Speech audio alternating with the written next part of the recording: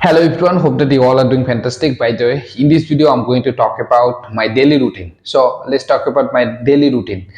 Though, to be honest, I don't maintain my daily routine, but most of the time, I need to maintain this type of activities. So I can say that this is my daily routine. And though I don't follow each and every single day, but most of the time, as I follow these activities, so I can say that, I can share my daily routine with you.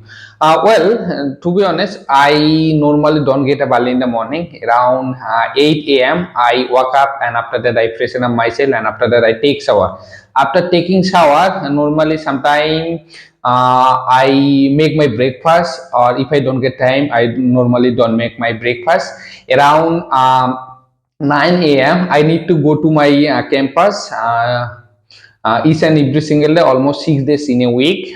So after that, I need to stay in my campus around 5 to 6 hours each and every single day. I got a 1 hour break during those 5 to 6 hours to eat my lunch, and after that around 3 or 3:30 p.m. normally I come back my home, and after come back my home, if I don't eat my lunch outside, so I need to make my lunch, and after that I need to eat my lunch, and after eating my lunch I take a short nap around 1 hour. In the evening time, normally I go to outside to eat some biscuit or singara, as well as I need to drink tea, and after drink tea I come back my home, and after come back my home, as a content creator, sometimes I make videos, or sometimes I use social media. Sometimes I talk to my parent, and as well as sometimes I talk to my relatives. Then around 10 p.m. normally I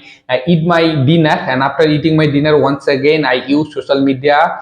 Around normally 12 a.m. I go to sleep, and then after day and next day I need to do same type of activities. So I can say that this type of activities nowadays I'm doing in my life, and those are my daily routine. So thank you for watching this video. See you in the next video. Till then, tata.